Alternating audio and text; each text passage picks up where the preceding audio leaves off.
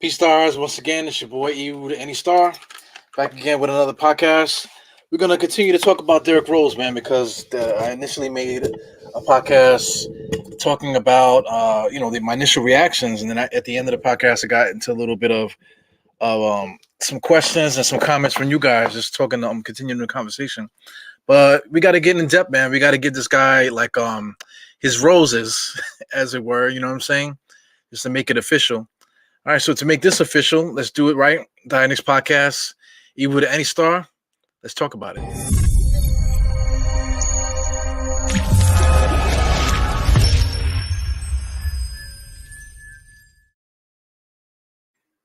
Yo, man. So Derrick Rose is finally here officially. If you haven't been sitting under a rock as a Knicks fan, we got Derrick Rose back. This is not like a loop or something from Dark Mirror or something like that. This is really happening. Derrick Rose is on the Knicks. He seems to be pretty excited, man. So let's just get into that, his initial reactions and stuff. I'm just gonna pull up Instagram actually, just so I can show you what he's been doing here. Look at that smile, man. He's a happy dude.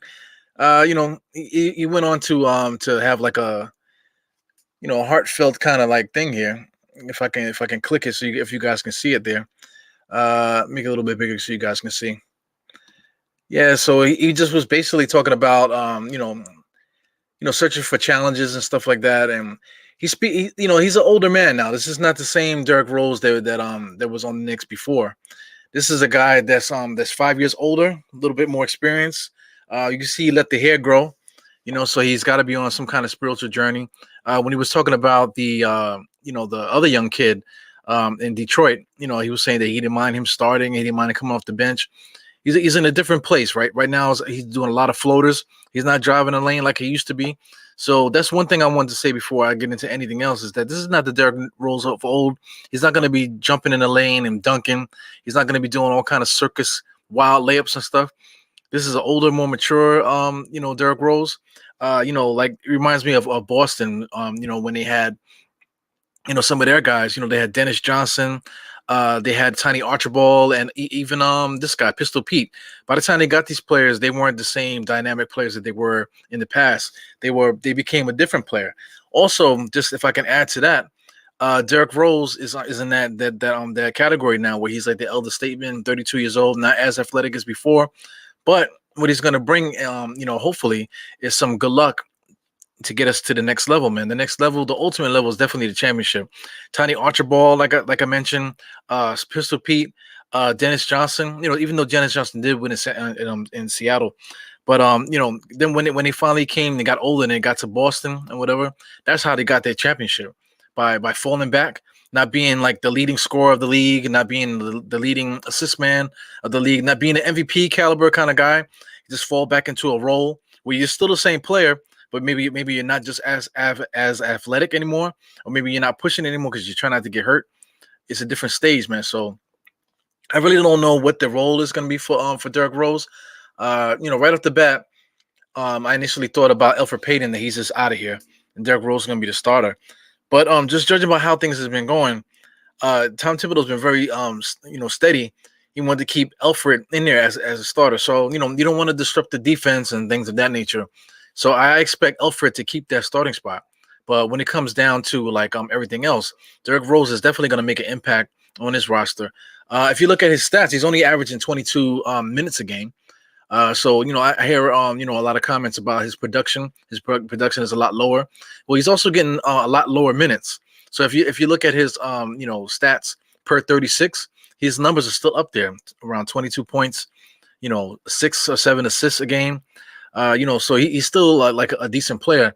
But like I said, we're getting him at a point in time now where he's not looking to jump as high as he can, windmill layups and all kind of contortions of his body. He's trying to just play basketball at this point. He also was he had got on this podcast, BJ Armstrong's podcast, and he was talking. It's a kind of a goofy show, but they did mention the fact that he's like into reading self-help books and things of that nature. So this is a different guy compared to what we got the first time around. The first time around, man, I'm going to speak about it briefly, man. He had that charge on him. I'm not going to get into it because that's the past. 5 years ago, guys are allowed to grow and get better. So I mean, he had to go through that. Then also too, during this time, as a Knick, maybe he might have talked a little bit too much. Same way that this guy Austin Rivers was talking in the beginning. I'll get into that in a second. Like he was talking about that we were the super team, in one of the super teams in the NBA, and we ended up having like a horrible season. He was very frustrated. He wasn't getting calls the way he used to. He was working really hard trying to get into the basket and whatever. They blamed it on the triangle, but I think it was more of a triangle of the things going on outside the court, and maybe a little bit of mellow too. Just the style of play of guys. Guys weren't buying into the system. The difference now is that Tom Thibodeau, everyone's buying into the system. So we can get into some sharing on Twitter here. I'll just share the Knicks Twitter feed here. A couple tidbits on here, man. As you can see, Derrick Rose, of course, he's here. But let me just make this a little bit bigger so you guys can see. You got Derrick Rose here, of course. But as you scroll up, there's a couple things going on here. One thing for certain is these comments here by Julius Randle. Now, I'm not sure if you guys will be able to hear it, but I'll just speak on it. Like, he's just talking about these young guys, how the young guys are like sponges, talking about Emmanuel Quickly and, Obi Toppin. No matter what's going on, these guys are learning in practice. Even this guy, Mitchell Robinson, they just caught him on the alley-oop there. Mitchell Robinson, you could tell he's young, man. He wants to dribble through his legs. He wants to do all that fancy shit. But, I mean, he has to buy into what the team wants him to do, There might be an opportunity for him going forward to display some of these different things. But, as a team, he's doing a beautiful job buying into what they want him to do. Emmanuel Quickly as well. He could be the guy that's like, yo, man, start me. I should be starting. Everyone thinks that he should be starting, but same thing. Calm down a little bit. We're playing a team concept. We are trying to win this year. So that's all very important for guys to just calm down a little bit, because our players are calming down. Our guys are not causing hissy fits like in the past. Even guys like Austin Rivers and stuff like that. The minutes, Tom Thibodeau's minutes has been a little bit crazy. I want to chalk that up to the season. The preseason was crazy. Guys weren't healthy, injured and stuff like that. So now we finally got guys here. So we have to figure out who we want to keep. So I know he already made his decision on DSJ. That's why DSJ is gone. We went and got somebody that's going to give us something that he needs, which is just a steady player. Somebody that's gonna be able to get into the paint, make strong layups rather than rickety layups. Like somebody like I mentioning Austin Rivers. I mentioned Elfrid Payton as well. Elfrid Payton, when he makes his floater, if he makes it, we can't be beat, man. When look at the stats. When Elfrid Payton is giving you 20 points a game, driving the lane, doing that type of thing, getting close to 20 points or over, it's hard to beat us. But you can't expect Elfrid Payton to shoot as much, and you don't want him to shoot as much because half the time when he shoots it, it's like he's legally blind. I make jokes about that. POP holding it down. My man, he doesn't see the floor. He doesn't see the basket either. So half of those layups and stuff like that look like they have no chance of going in. But when they do go in, we can't be beat. Austin Rivers, man, he gets so many open jump shots, so many open lanes to the basket, so many open opportunities in the paint that as soon as he gets there, he'll try to stuff a pass inside to Mitch or Obi or somebody like that, or he'll just completely turn around and kick it straight back out when he clearly has a layup, or clearly has a quick jump shot, a 2-point jump shot. So I don't know what is wrong with him. He's a little hypnotized in the way that he plays. I'm talking about Austin Rivers. But Derrick Rose is one thing about him, he's gonna be decisive. This is a video there. I'm gonna unshare it really quick just so I can make sure you guys can hear it, because I want to play what he actually said. So let's do that. I'm gonna put it right back on. Make sure you guys can hear this audio here, because it's exciting, man. It is exciting. I can't front. So let me get it from the beginning here. I can. Let me just cue it up here, guys. Anxious, but at the same time, I know what I got. Like I said, let me just kind of cue it up here. It's live TV. Mute it up. Mute it real quick and then just hit it from the beginning. This is That Derrick Rose. works, man. You know what I mean? Like it goes, a lot goes into getting traded. I'm feeling grateful, um, anxious, but at the same time, I know what I got to do coming here. So helping the young guys, um, playing as hard as I can, and for one, thanking Tibbs. Tibbs, what up? Yeah, man, that's awesome. Yo, Tiz, what up? Here's the thing too. This is the Knicks social media. So the Knicks social media is doing a great job making sure that we get, the content that we need. But it's so funny that, his first steps, as a New York Knick, arriving here in New York City or whatever, he says a lot there's a lot having to do with being traded. Of course, you got to find somewhere to live. That's number one, a lot of physicals and things of that nature. But just 2 hours ago, the Knicks are already making an official video announcing his arrival. So shout out to the New York Knicks. They're doing a great job with the social media, man. So it gives us stuff to talk about, man. It's exciting. They did the same thing when Austin Rivers came here to let him do his little sound bites and stuff like that. But it is what it is, man. But Derrick Rose, this is what he's doing this year: 14 points per game, 4 assists. But this is at 22 minutes a game, like I mentioned before. So I mean, I'm looking forward now to like this week. We play Miami. I don't expect them to play in Miami, but we're talking about February 12th. That's an away game. He might not play in that game either, man, because they're going to be in Miami. They're not really going to have a lot of practice time, I don't think, because they'll be traveling and stuff. So I'm not sure if Rose will be with the team during that time. There hasn't been any reports or anything like that yet. But looking at that Rockets game at home, I think that's a game that you want to circle to want to make sure that you watch that game, because Rose more than likely will make his debut there. But I mean, he can make his debut February 9th, man. I don't really understand this COVID protocol stuff, because I mean, like I guess they get tested twice a day. So if guys don't test positive for the test, then they're allowed to do whatever. Yeah, so I don't know. I expect. I mean, just like Austin Rivers. Austin Rivers was hurt all in the beginning, and then he just played. He was boasting about it. I just, I didn't have no practice. I just came in and played. But Derrick Rose can basically do the same thing as well. But there's no really rush, because we traded Rose for Dennis Smith Jr. Dennis Smith Jr. wasn't doing anything for us. So Derrick Rose is kind of just filling a spot for somebody that wasn't even doing anything for us. So like I said. So anyway, let's talk about Dennis Smith Jr. for a second, man.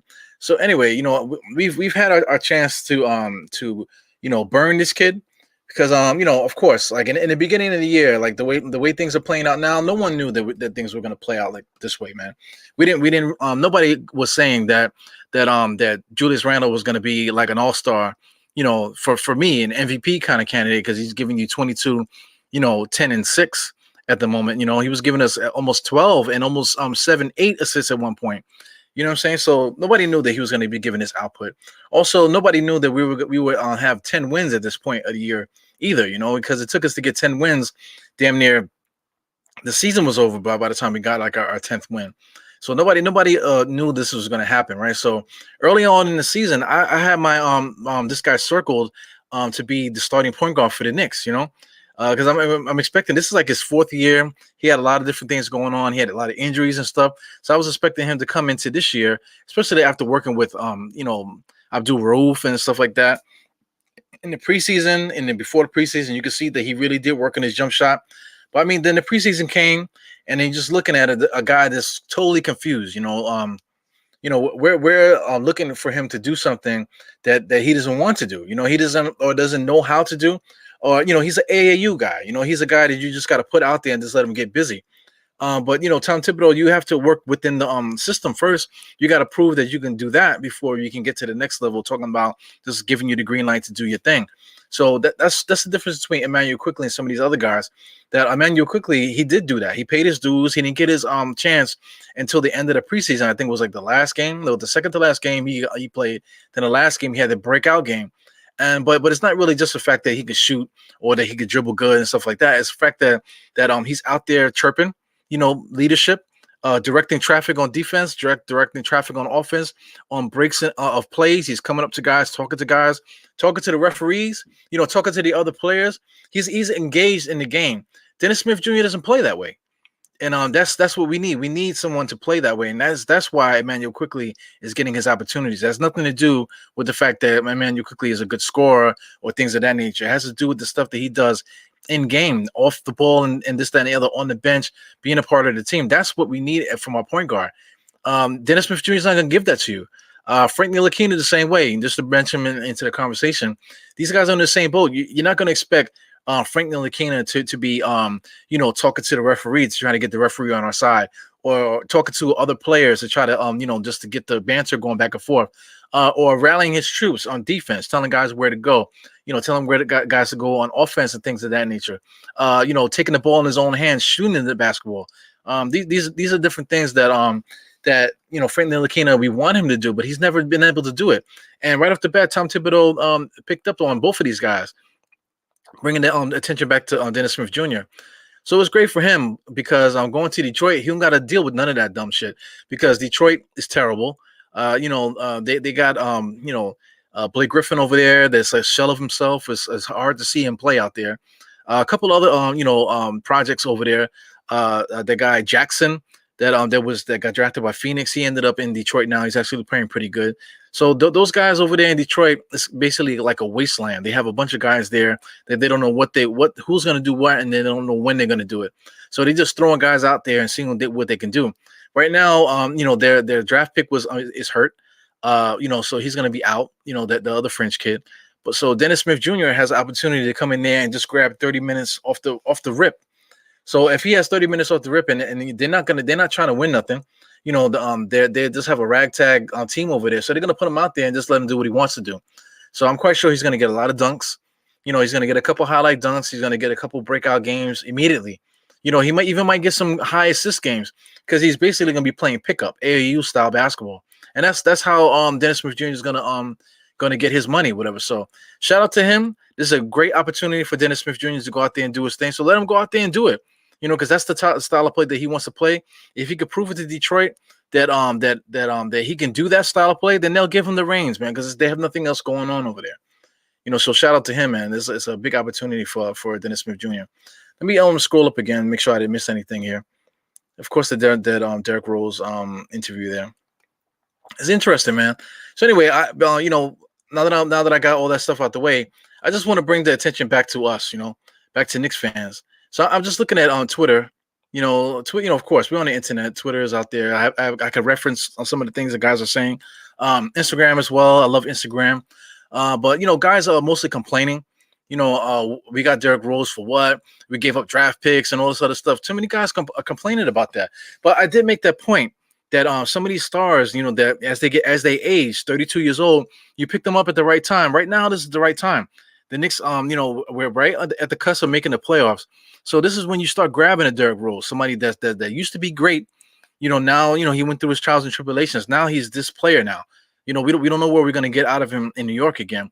But I'm expecting him to be basically what he did in Detroit. 14 points a game off the bench, 22 minutes. Not really going too much more than 22 minutes. He's going to be giving you pockets of, the old Derrick Rose and stuff. In the meantime, we're still going to have Quickly doing his thing.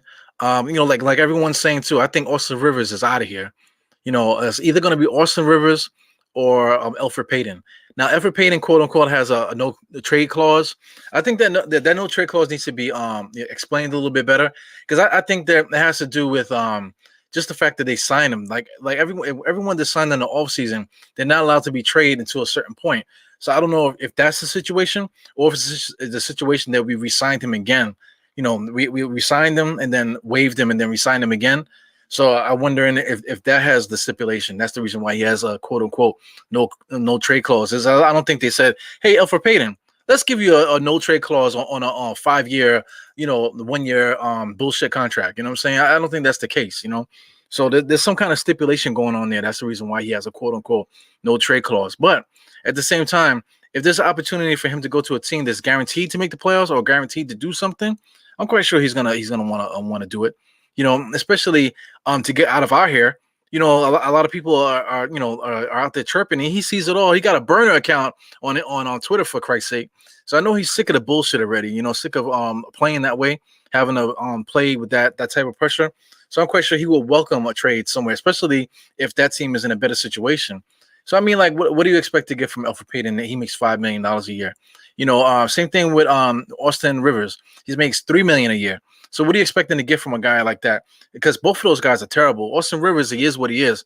I always was wondering, like, he's averaging 8 points a game, 2 assists and 2 rebounds. I'm like wondering, like he has all this talent. Why does he average so less points?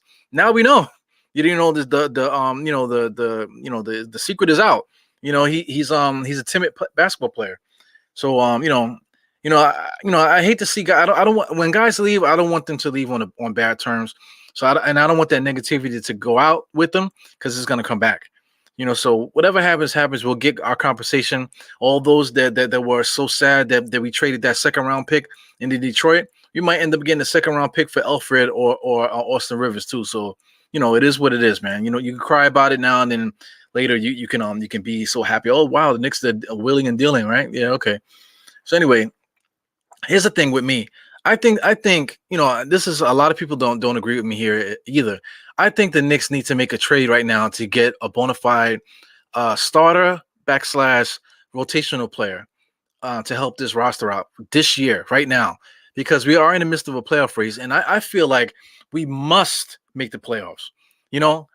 Here's another thing before I start trickling down that road.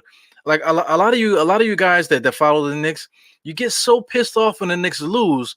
But if you look at the roster, we are seriously overachieving. We are playing Tom Thibodeau basketball. We're playing good defense. That's all coaching. That's all the players that are involved. Buying into the system because we've been in every game because of our defense, holding the pace. You know what I'm saying? Being bullies to the other teams, take a team by surprise. Also getting a chance to score at sometimes too. But when it comes down to it, we just don't have talent. So you can't get mad if we lose to certain teams. Oh my God, we lost another game. Oh, because of Tom Thibodeau's rotations. Bro, we have no talent. Our talent is not as good as our record suggests.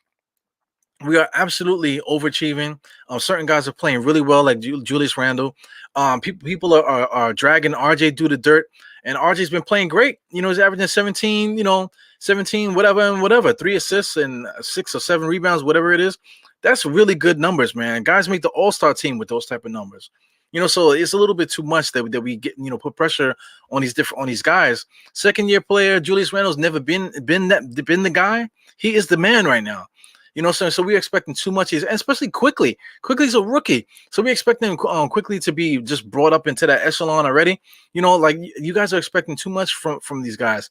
You really need to sit back and just enjoy it, and just really see, like, if you really want these Knicks to win these games, then you should be on board with me. We need to get them some fucking help, okay? You know what I'm saying? I'm tired of it. I'm tired of the stress that we put on ourselves, the fan.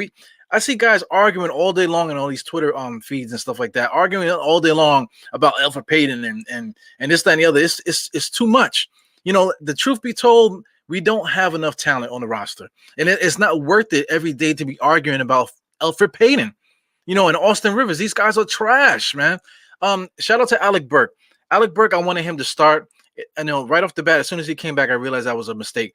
But he does have an important role coming off the bench that I thought Austin Rivers was going to have, but that important ball handler, shooter, spot starter, if somebody gets hurt, or whatever, that's Alex Burke right now. That's exactly what he is. He's a good basketball player and is a nice chip to have, but he's not a starter, but he is a nice sub to come off the bench. He'll be right there with Derrick Rose and Emmanuel Quickly and, Noah and Obi Toppin. So these are the guys that we're gonna have coming off the bench here. We need starters, man. It's nice to have a nice bench. Oh, we got a guy for a bench. That's another thing that Knicks fans keep talking. Oh yeah, we're gonna get him for the bench. What about our starters? We cannot play every game playing with 2 guys and the other 3 guys are not even trying to look at the basket. Mitchell Robinson needs the alley-oop in order to score. They're not even looking for him either on alley-oops, but he's only going to score on alley-oops or put back dunks and that type of thing. This guy, Reggie Bullock, God bless him if he can hit a jump shot, because if he does, that's another thing. We're hard to beat if Reggie Bullock is making his jump shot. And then you got Alfred Payton, who's a bum. You know what I'm saying? So you can't get so mad. We need to get these guys some help. Okay, Alfred Payton might end up staying. That's all fine and dandy, but we gotta replace either Alfred or Reggie Bullock. They're gonna be good assets to have coming off the bench. Being spot starters and guys that are just sitting in the cut. They might not be playing, but we know Reggie Bullock and Alfred Payton, they'll be ready when their numbers are called. So that's a beautiful asset to have on the team. But like I said, we definitely need to get a starter. So I've been harping on Oladipo, Victor Oladipo.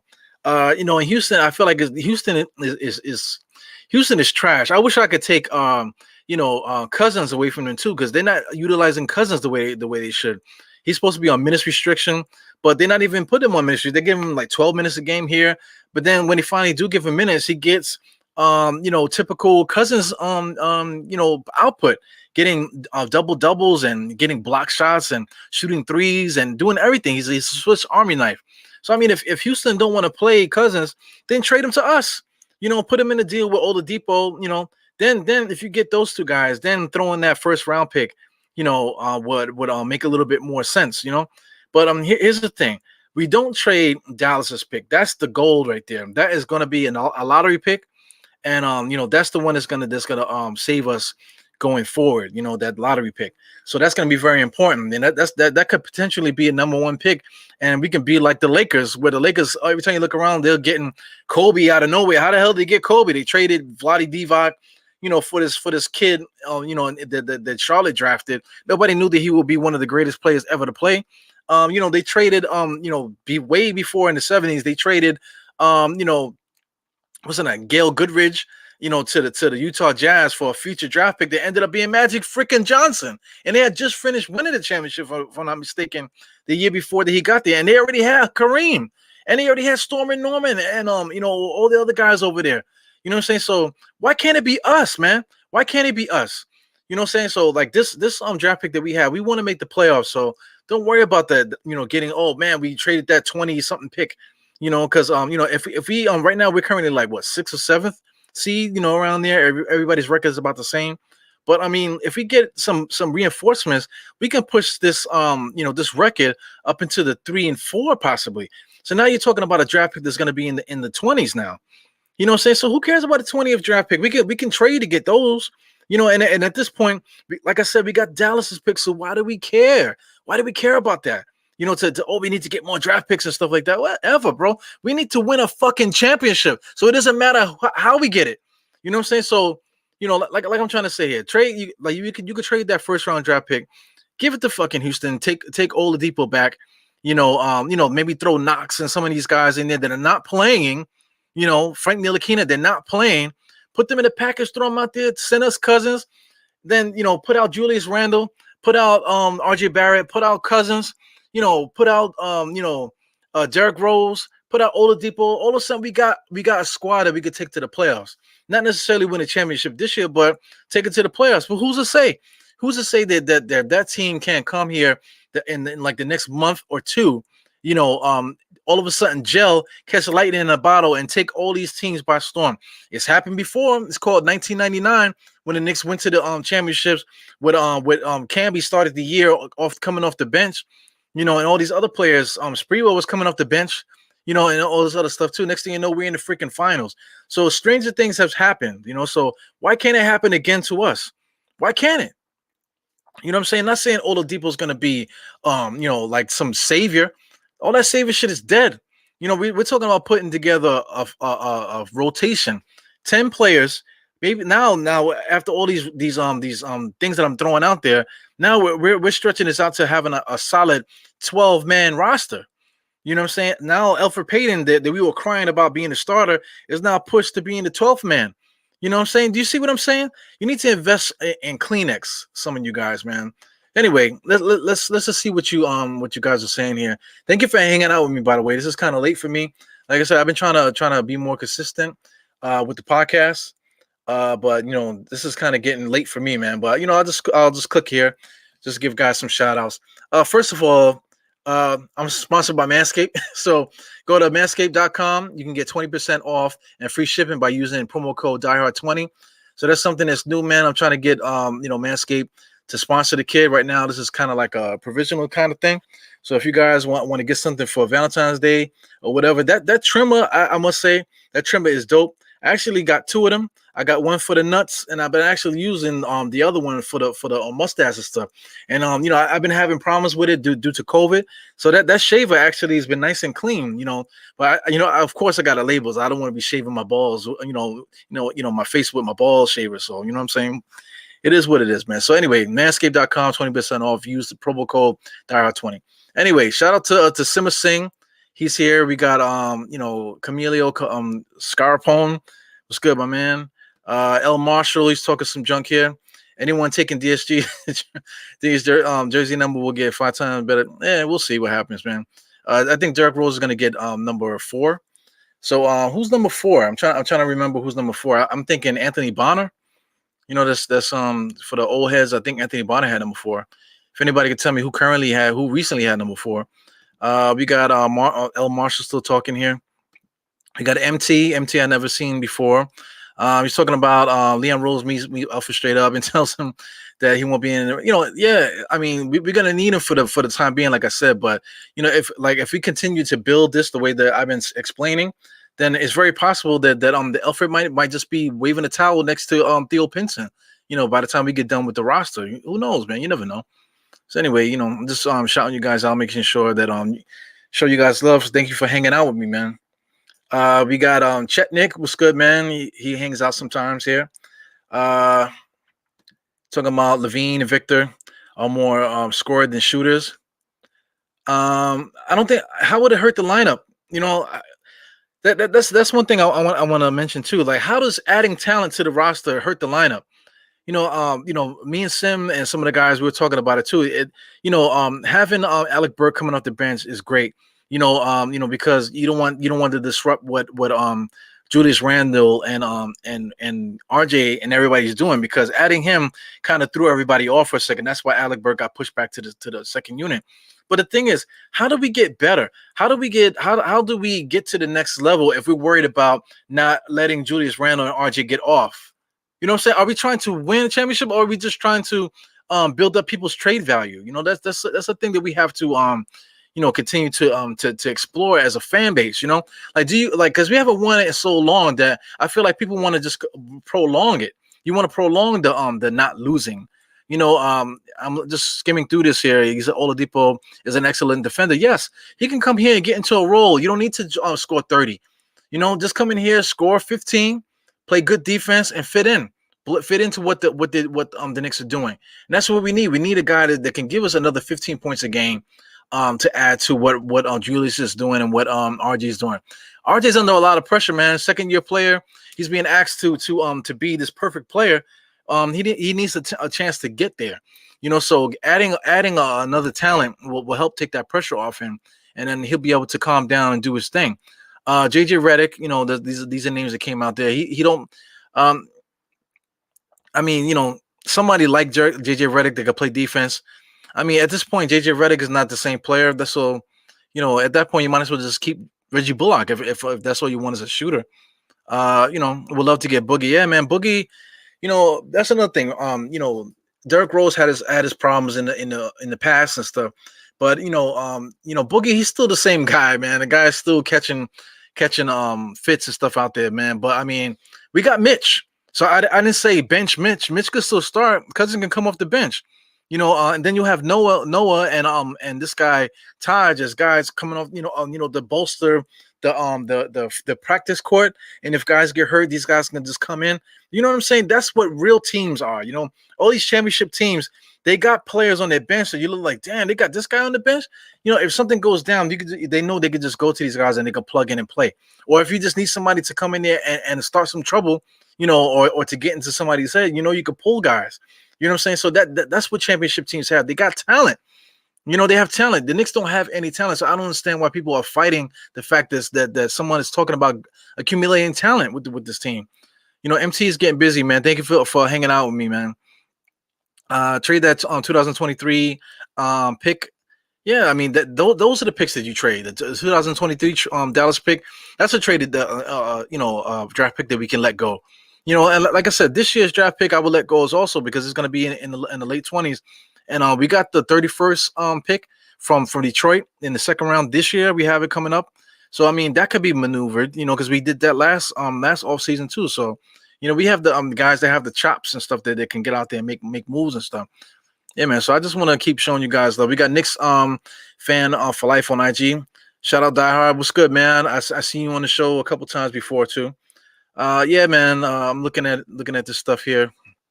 Let me make sure I don't miss anybody here.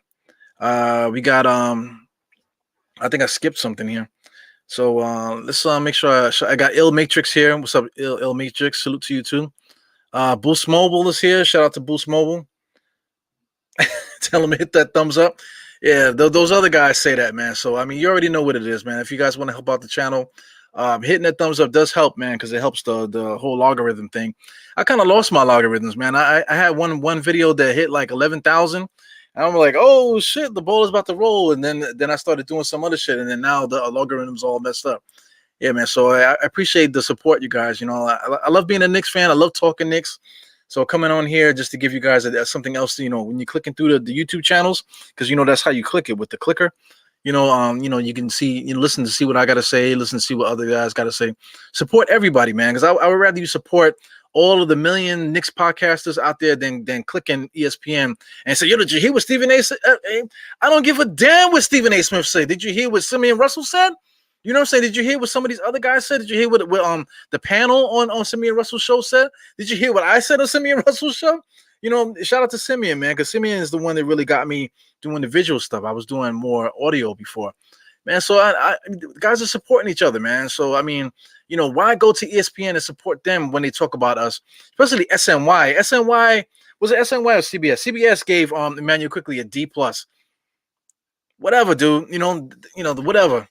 I'd rather support, our Knicks guys out here that are actually putting out good content and trying to support this fan base. Yeah, that's my little rant, man. So MT, shout out to MT, he's really going crazy. I appreciate you, man. El Marsh, yeah, tired of seeing a player camping on the line. Move, yeah, man, straight like that. One thing, speaking of that, we were talking about Obi Toppin on the other day. Obi Toppin right now, he just kind of just sits in the corner. Shout out to the triangle, because we're playing the triangle. We're running down the court and guys are running to spots. Plenty of times, they're running out there. They give the ball to the point guard.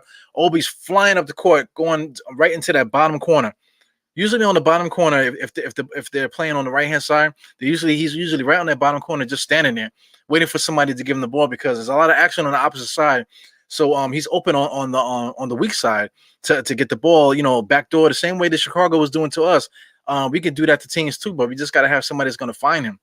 So that's the next evolution in the Obi Toppin situation. Yeah, man, the grind don't stop, man. Definitely. This is not easy doing these podcasts, but I do it out of love. I love this. I love talking on basketball. Commercial stations negative and sell advertising time. Hey, man, what can you do? I got my own advertisement. I have another one too that I got to start promoting as well. But I got to figure that out as time goes on. So yeah, man, they keep missing Obi. That's exactly true. So I, don't get so upset about it, because I'm quite, Tom Thibodeau is a film guy, so he's definitely gonna be watching a lot of film, and I'm quite sure they're pointing it out. He's open. We got to get him off, and I really don't like how we're using him, really, because we're kind of using him as if he's Sean Marion, shooting a lot of threes and doing a lot of handling, moving around, going into the corner. It's just odd. I know we got Julius Randle, and we do have a center as well that's in the block. But it's kind of odd having Obi Toppin over that's kind of wasted. You would think that that while he's out there on the floor, especially with the second unit, that they would try to implement some pick and roll or some type of things to get Obi Toppin off. But that's also another podcast for another day. That we're running an offense. You know what I'm saying? So this is not Fizdale. We say, oh, come on, let's go out there and get the guys some shots, or my man. I was trying to do a Fizdale, but that was more like a Woodson type of thing. Where they isolate guys and give, run a play for a certain guy. That's all fine and dandy, man. When you're losing, if you're trying to win, you have to be more consistent with your game plan. And you play games later once you guys got the system running. Who else we got here? We got Winston Ellis. D Rose will find Obi on the cut. Absolutely, because D Rose operates in that area. D Rose can get into the paint. One thing about D Rose too, D Rose always has his head up. when he dribbles, he sits back on the dribble like this, and he sees everything that's happening. He's low and he looks for everything. Alfred, on the other hand, he kind of sits kind of like casually, and he always just has tunnel vision looking on one side. He doesn't see the floor. Unlike Derrick Rose. Derrick Rose sits up and he can see the floor. Derrick Rose has never been like known for like making a lot of assists. Like even his first stint with the Knicks, I think he averaged 18 and 4. So it's not like he was really finding guys in that way. But this is a graduation to the next level. So I mean, he's going to be looking for guys. So especially with Tom Thibodeau there. Tom Thibodeau, quite sure, is going to get him right. Shout out to Boost Mobile again. Yeah, man. Derek Long, basketballs. Yeah, the game of improvisation. Exactly. But if when you're playing organized ball, you have to stick with the system. If the guys are not buying in, then that's going to cause a lot of problems too, man. So it is what it is. They've been throwing Mitch Robinson lobs a little bit. They've been giving him tight lobs, not enough, not really, in space where he can get it without having to fight up there. Because every time he jumps, there's usually somebody right underneath him. So that's definitely different. Winston Ellis again, shout out, thumbs up to you, man. Hit that thumbs up and make the sponsors come running. Yeah, man. I need some extra money, man. Anyway, man, I'm gonna cut this short, guys. I appreciate you guys communicating with me in the chat and stuff. But this is Dire Knicks podcast. Knicks trade for Derrick Rose. I explained a whole bunch of stuff, man. This will be on the replay. So for those that didn't see it from the beginning, check the replay of this podcast and you'll get to see all the stuff that I was talking about. So anyway, thank you for tuning in to the Dire Knicks podcast. This is Ebro the Any Star, host of the Dire Knicks podcast. As I do, put 4 fingers to your forehead, tuck in your thumb, salute. And I see you guys on the next one, and there will be a next one. Tomorrow we play Miami Heat again, and I do Dire Knicks at the half. So look for me at the halftime, and you'll see your favorite podcaster hanging out with me, and we can do that. All right, guys. Peace. See you guys on the next one.